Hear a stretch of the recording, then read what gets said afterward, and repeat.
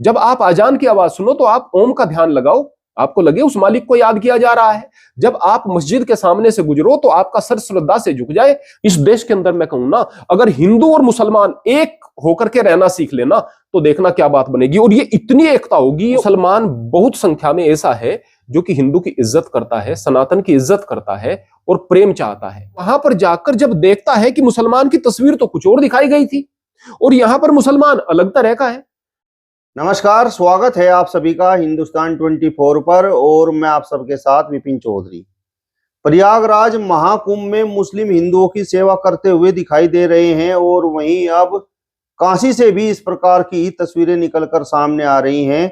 वहां पर भी मुस्लिम समाज के लोग हिंदुओं की सेवा करने का काम कर रहे हैं। अब ये जिस तरीके से तस्वीरें निकलकर सामने आ रही हैं, ये तस्वीरें आखिर क्या बोलती हैं? आज इस बड़े ही महत्वपूर्ण विषय पर बातचीत करने के लिए हमारे साथ महंत आनंद स्वामी जी मौजूद हैं। महाराज जी, बहुत बहुत स्वागत है आपका हिंदुस्तान 24 पर। आपका भी मंदिर में बहुत स्वागत है प्रियवर। विषय तो आप बहुत महत्वपूर्ण लेकर के आए हैं, लेकिन ऐसे विषयों में मेरे सामने यह समस्या रहती है कि बोलने को बहुत कुछ होता है और इतना कम समय में इतनी बातें नहीं कही जा सकती। लेकिन फिर भी आपके प्रश्नों का उत्तर मैं सच्चे हृदय से देने का प्रयास करूंगा। परमात्मा मेरे मुंह से वो शब्द निकलवाए जो कि इंसान को इंसान से जोड़े। मुस्लिम तो हिंदुओं से नफरत करते हैं, लेकिन प्रयागराज महाकुंभ से ऐसी तस्वीरें निकलकर सामने आई जहां पर मुस्लिम हिंदुओं की सेवा कर रहे हैं। अब काशी से भी इसी प्रकार की तस्वीरें निकलकर सामने आ रही हैं जहां पर मुस्लिम हिंदुओं की सेवा कर रहे हैं। तो इन तस्वीरों से तो ऐसा नहीं लगता कि मुस्लिम हिंदुओं से नफरत करते हैं। इंसान के अंदर राक्षस भी है, देवता भी। मैं हमेशा से कहता हूं, इंसान अच्छा भी है, बुरा भी। लेकिन अगर आप केवल बुराई को देखेंगे और बुराई को बढ़ाएंगे तो बुराई ही दिखाई देगी और बुराई बढ़ती चली जाएगी। आप अगर अच्छाई को देखेंगे और अच्छाई को बढ़ाएंगे, अच्छाई बढ़ती चली जाएगी। दिक्कत की बात यह हो गई है कि आज के परिवेश में बुराई को ढूंढ ढूंढ करके लाया जाता है और बुराई को दिखाया जाता है, बुराई की चर्चा की जाती है और अच्छाई का जिक्र नहीं होता। तो इसलिए मोहब्बतें जो हैं वो दफन होकर के रह जाती हैं। यह जो तस्वीर सामने आई है, ये जो चीजें सामने आई हैं, यह बहुत ज्यादा विचारणीय है और लोगों को बैठकर इस पर सही हृदय से विचार करना चाहिए। जिनकी बुद्धि खराब है वो इसका भी कुछ अलग मतलब निकालेंगे और अगर सही बुद्धि से इन चीजों को देखा जाएगा तो यह एक नए भारत की तस्वीर बन सकती है।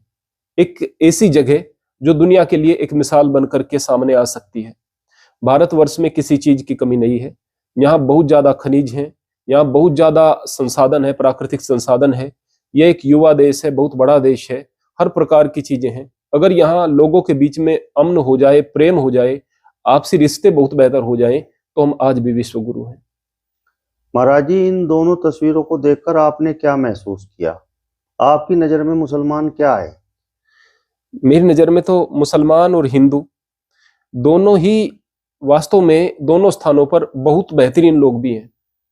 लेकिन चर्चाओं में वो आते हैं जो कि नफरतें फैला रहे हैं, क्योंकि नफरतें फैलाने वाले लोग राजनीतिक हो सकते हैं या फिर अपने आप को चमकाने वाले हो सकते हैं या फिर ज्यादा समृद्ध हो सकते हैं, ज्यादा रसूखदार हो सकते हैं।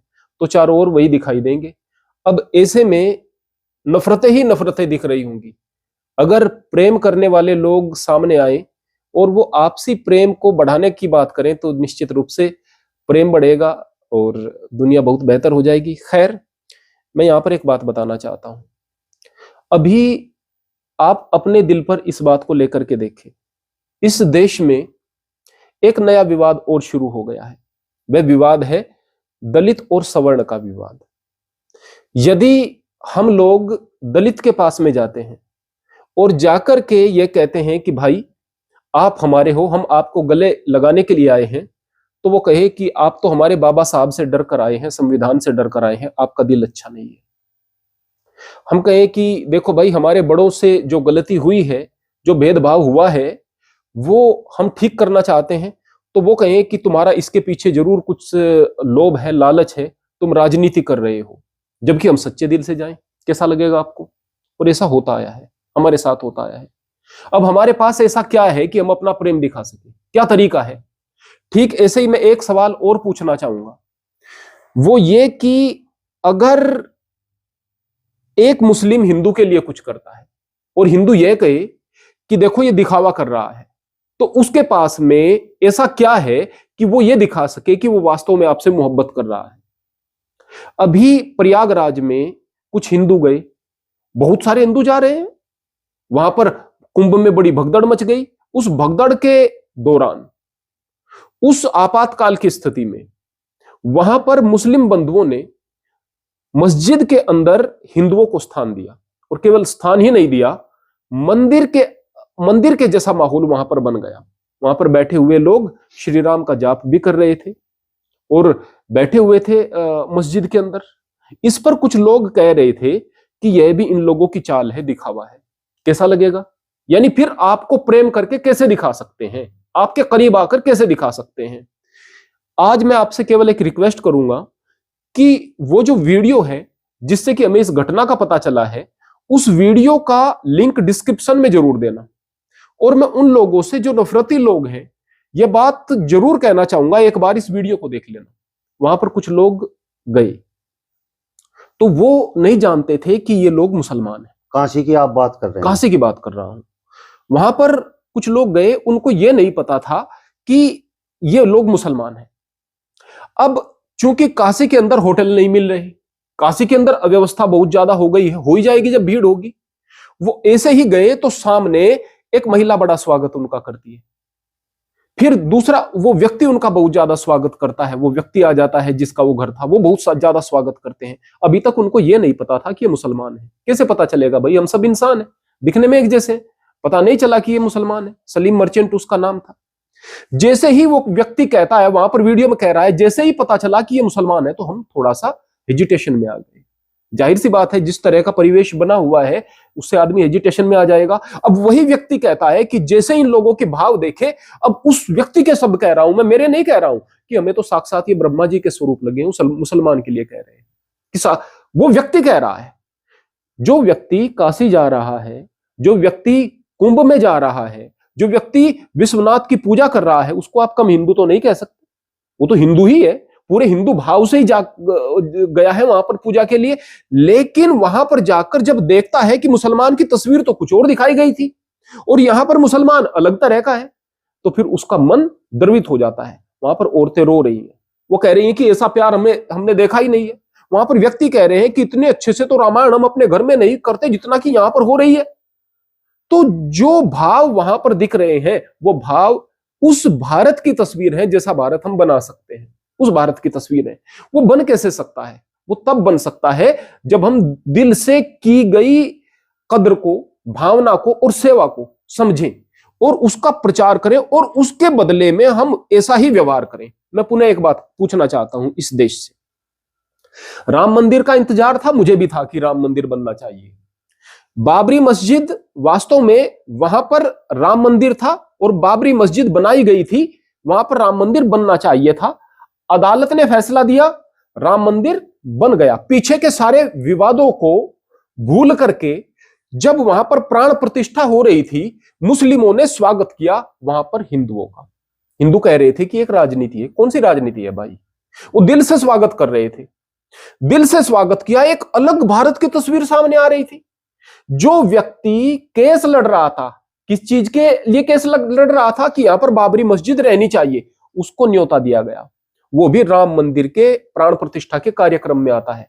यानी हमने पहली सारी बातों पर मिट्टी डाल दी, अब जो चीजें हो रही है वो सही है।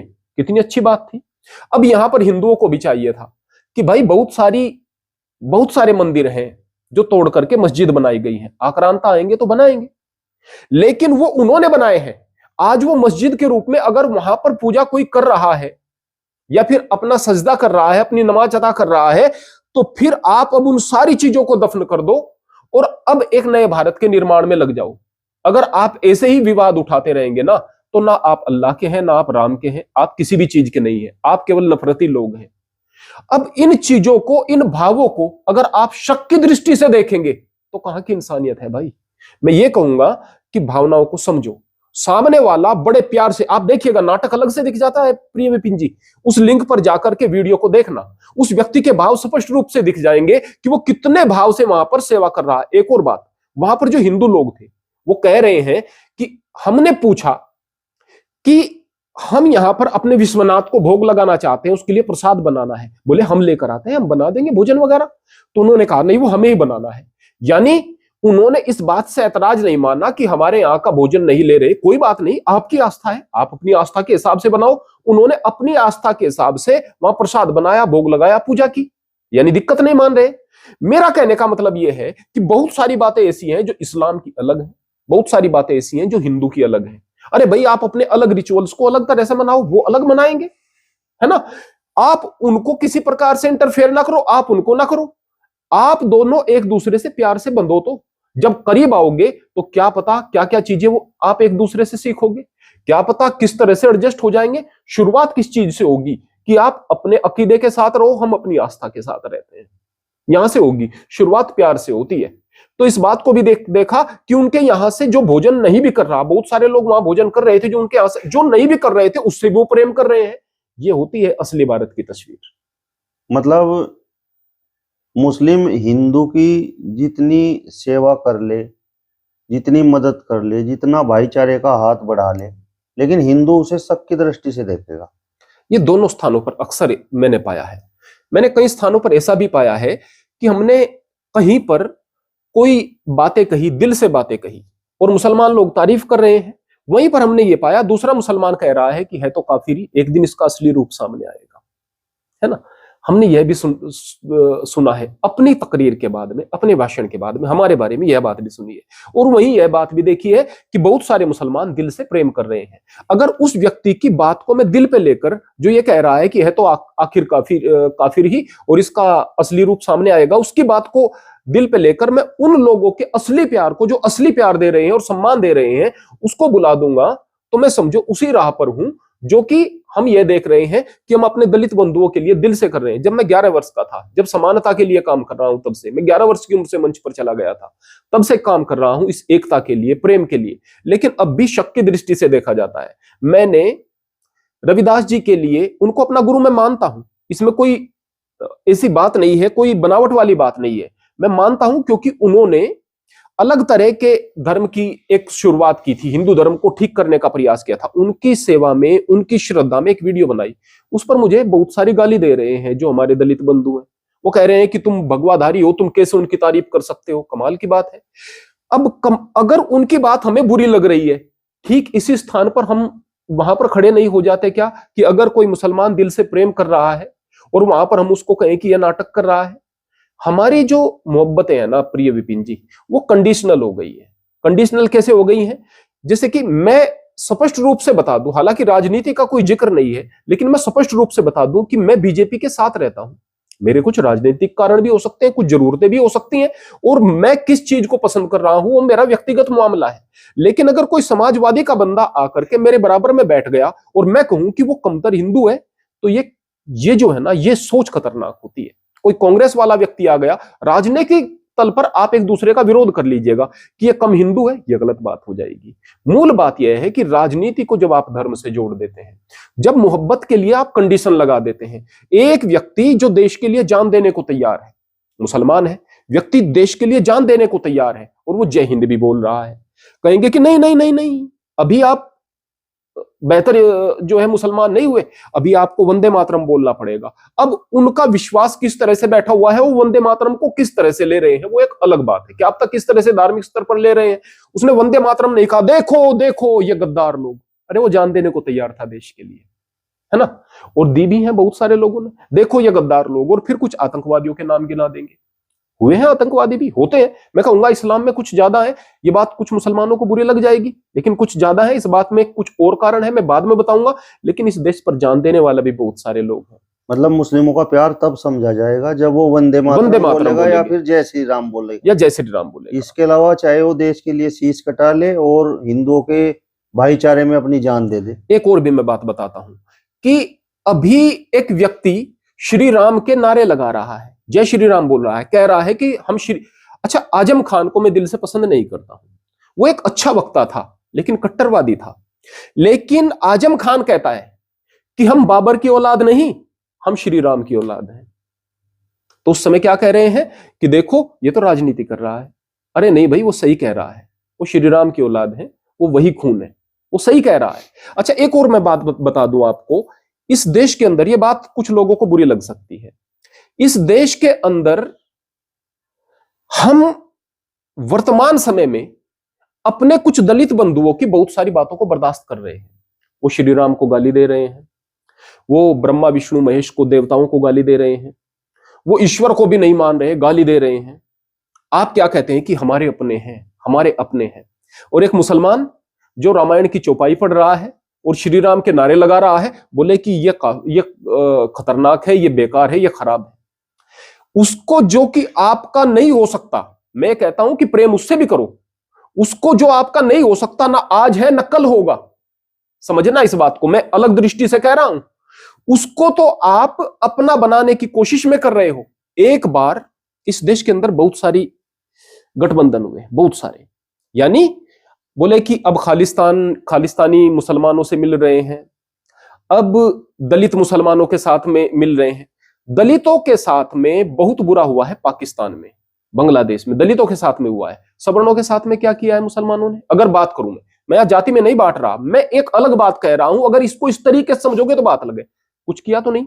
सिखों के लिए बात करें कि सिखों के गुरुओं के साथ में मुगलों ने बहुत अत्याचार किए। गुरु अर्जुन देव को तत्ती तवी पर बैठाया गया, गर्म देग में उबाला गया, गर्म रेत डाली गई, गुरु तेग बहादुर का शीश कलम कर दिया गया, गुरु गोविंद सिंह जी के 2 बच्चे युद्ध में शहीद हो गए, 2 बच्चों को दीवारों में चिनवा दिया गया। कितने अत्याचार थे। उसके बाद भी सिख धर्म कहता है, सिख मत कहता है, अव्वल अल्लाह नूर उपाया, कुदरत दे सब बंदे, एक नूर ते सब जग उपजा, कौन भले को मंदे।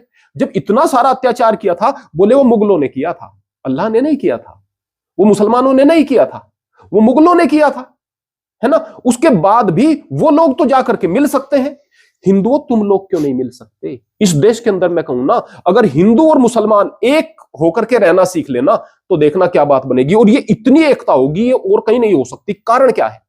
धर्म की 2 चीजें होती हैं, एक तो है मान्यताएं, है ना, मान्यताएं और परंपराएं, और एक होता है धर्म का सिद्धांत, जो धर्म की कोर है। मान्यताएं और परंपराएं, उसमें आपका खान पान, आपका रहन सहन आता है, परंपराएं आती हैं जो कि भौगोलिक कारणों से भी अलग हो सकती हैं। धर्म की कोर क्या होती है? जैसे कि इस्लाम किस चीज के लिए कह रहा है? इस्लाम कह रहा है कि व्यक्ति को नियंत्रण में रहना चाहिए, है ना, नफ्स को रोक कर रखना चाहिए। सनातन क्या कह रहा है कि व्यक्ति को ब्रह्मचर्य का पालन करना चाहिए, है ना। अगर इस्लाम के बारे में बात करें, वो क्या कह रहा है कि इंसान को शर्मो हया की दायरे में रहना चाहिए, और इसी चीज की शिक्षा सनातन दे रहा है। इस्लाम क्या कह रहा है कि परमात्मा एक है, मालिक एक है। सनातन क्या कह रहा है कि वो ब्रह्म एक है ना। मैं यहां पर बताऊं तो शाम हो जाए। धर्म के अगर सिद्धांतों के विषय में बात करेंगे ना, गहराई से जाकर देखेंगे, सनातन और इस्लाम एक दूसरे के बहुत ज्यादा करीब आप पाएंगे, अगर उन चीजों को बुलाकर जो पहले किसने की, है ना। जैसे कि दलित बंधु इस बात को बुलाएं कि आज की तारीख में जो आपको गले लगा रहा है ना, वो वास्तव में गले लगा रहा है। जो पहले हुई है उससे इनकार नहीं कर रहे, पहले अत्याचार हुए हैं दलितों पर। ठीक ऐसे ही मुसलमान कहें कि इस बात में कोई शक नहीं, यहां आक्रांत आए थे बाहर के और उन्होंने अत्याचार किया था, लेकिन आज हम अपने भाइयों के साथ मिलकर रहेंगे, हिंदुओं के साथ मिलकर के रहेंगे, और हिंदू भी कहें कि मिलकर के रहेंगे। अगर ये बेकार की राजनीति हटा दी जाए तो एक अलग ही प्रकार का हमारे देश का कल्चर बन करके सामने आएगा। और ये हो सकता है, ये हो सकता है, बस हमारी जो मोहब्बत है ना एक दूसरे से, वो कंडीशनल ना हो, शर्त ना हो उसके लिए कि ये शर्त है, ये शर्त है, जय श्री राम बोलना पड़ेगा तो होगा, या कलमा पढ़ना पड़ेगा तभी जाकर के आप इस्लाम की इज्जत करने वाले बनेंगे। अरे नहीं भाई, ऐसा हो सकता है कि भाई कोई बात नहीं, आप अपने विश्वास के साथ आप मालिक का नाम ले रहे हो ना। जब आप अजान की आवाज सुनो तो आप ओम का ध्यान लगाओ, आपको लगे उस मालिक को याद किया जा रहा है। जब आप मस्जिद के सामने से गुजरो तो आपका सर श्रद्धा से झुक जाए। जब मुसलमान मंदिर के सामने से झुके तो उसको अपना वो मालिक याद आए। ये बात हो सकती है और ये चीजें संभव हैं, और ये तब संभव है जब इस तरह से मोहब्बत करने वाले, जो प्रेम करने वाले लोग हैं, जो वो संदेश देना चाहते हैं, उनके प्रेम को समझा जाए। एक घर में 4 आदमी भी आ जाए ना, 4 मेहमान, आज की तारीख में भौहें सिकुड़ जाती हैं लोगों की। और वहां पर 40 लोगों को, उन लोगों को जिनके कल्चर अलग, जिन लोगों की मान्यताएं अलग, जो कि वहां पर अपने रिचुअल्स करेंगे, अपने तरीके से काशी विश्वनाथ को भोग लगाएंगे, और बहुत सारे ऐसे काम करेंगे, उन लोगों को वहां पर प्रेम के साथ में अपने पास में रखा जाता है। पूछते हैं कि इसके पीछे कोई राजनीतिक कारण हो सकते हैं क्या? जो सलीम मर्चेंट है वो कहते हैं कि ना मेरा राजनीतिक बैकग्राउंड है और ना ही मैं राजनीति की तरफ जाना चाहता, ये मेरा प्रेम है, हम लोगों का खून एक है, हम लोगों का इतिहास एक है और हम लोग भाई हैं। कितना सुंदर लगता है ये बातें इस नफरतों के माहौल में जख्मों पर मरहम लगाने वाली लगती है। महाराज जी, अब मुस्लिम क्या करे? प्रयागराज महाकुंभ में मुस्लिमों का प्रवेश वर्जित था, इसके बावजूद उन्होंने वहां पर हिंदुओं की मदद की, उनकी सेवा की। और काशी में ज्ञानवापी का मुद्दा चला हुआ है, इसके बावजूद वहां के मुस्लिम हिंदुओं की सेवा करने का काम कर रहे हैं। तो फिर मुस्लिम क्या करे जिससे हिंदुओं को यकीन हो कि नहीं, मुस्लिम भाईचारा चाहता है और हिंदुओं को अपना भाई मानता है? अगर आप इस विषय में पूछना चाहते हैं, सबसे पहले मैं बता दूं, अभी एक वीडियो वायरल हो रही है कि ये जो बद्रीनाथ है, ये वास्तव में बद्रीनाथ नहीं, ये बदरुद्दीन का स्थान है और ये सरकार को चाहिए कि इसको खाली करे, है ना। जब इस तरह के बयान आएंगे तो कैसा लगेगा? अगर गाय का सर काट करके और उसको दिखाया जाएगा कि ये तुम्हारी माता है, इसका क्या होगा? जब हिंदू देवी देवताओं का अपमान किया जाएगा, शिवलिंग पर पैर रखा जाएगा, इसका क्या होगा? मेरा कहने का मतलब यह है कि मुसलमान बहुत संख्या में ऐसा है जो कि हिंदू की इज्जत करता है, सनातन की इज्जत करता है और प्रेम चाहता है। उन लोगों का कर्तव्य है कि इन लोगों के खिलाफ, जो कि इस तरह से नफरत फैला रहे हैं, इन लोगों के खिलाफ खुद कार्यवाही करे। दूसरी बात, हिंदू की एक विशेषता है, वो दलित के पास में जाता है तो कहता है हाँ भाई आपके साथ अत्याचार हुआ है, और ये जो अत्याचार हुआ है ना, इस अत्याचार के लिए हम दोषी नहीं है, हम आपसे प्रेम चाहते हैं। ठीक इसी चीज को अगर मुसलमान इस तरीके से कहे कि भाई आप लोगों के साथ में अत्याचार हुआ है, उन आक्रांताओं ने किया है, लेकिन हम तो आपके भाई हैं, वो इस बात से इनकार न करे। जैसे कि इस बात में कोई शक नहीं है कि ज्ञानवापी एक मंदिर था और उसको मस्जिद बनाया गया। बहुत सारे मुल्ला बैठ करके इस बात के लिए कहते हैं कि ये तो हमेशा से ही मस्जिद थी, जबकि वो स्पष्ट रूप से दिख रहा है। इस बात को ऐसे कहा जाना चाहिए कि भाई ये था तो मंदिर ही और तोड़कर मस्जिद बना दी गई है, मालिक में कोई अंतर नहीं है। अब हम नहीं चाहते कि इसको तोड़ा जाए। हिंदू भाइयों, हम आपसे हाथ जोड़ करके कहते हैं कि आपस में प्रेम से रहो और एक साथ हम रहेंगे, अब इसका कुछ मत बिगाड़ो, तो ये बात ज्यादा असरकारक होगी बनस्पत इसके कि आप कह रहे हैं कि नहीं ये हमेशा से ही। और अच्छा, दूसरी बात, हिंदू को यह बात चाहिए कि भाई अगर ये मंदिर तोड़े गए, ये क्यों तोड़े गए? क्योंकि आप आपस में लड़ रहे थे, आप रजवाड़े थे, एक दूसरे की काट में लगे हुए थे, वो आपकी गलती थी। मुसलमान ही नहीं आया, इस देश में बहुत सारे आक्रमणकारी आए हैं, केवल मुसलमान ही नहीं है, बहुत सारे आक्रमणकारी आए हैं। वो इतिहास की बातें हो चुकी हैं। अब जो चीज जहां पर जैसी है, राम मंदिर का विवाद सुलट गया, अब जो चीज जहां पर जैसी है वो वहां पर वैसी ही रहने दें, और इस तरह के मुद्दे जो भी उठाए उसको आप नकार दें। जो भी इस तरह के मुद्दे उठाए उस चीजों को नकार दें। जब दोनों तरफ से इस तरह की कोशिशें होंगी ना, तो फिर वास्तव में चीजें सही दिशा में चल सकती हैं। चलिए, तो महेंद्र आनंद स्वामी जी को आपने सुना। फिलहाल इस वीडियो में बस इतना ही। अगली वीडियो में फिर आपसे मुलाकात होगी, तब तक बने रहिए हिंदुस्तान 24 के साथ। नमस्कार।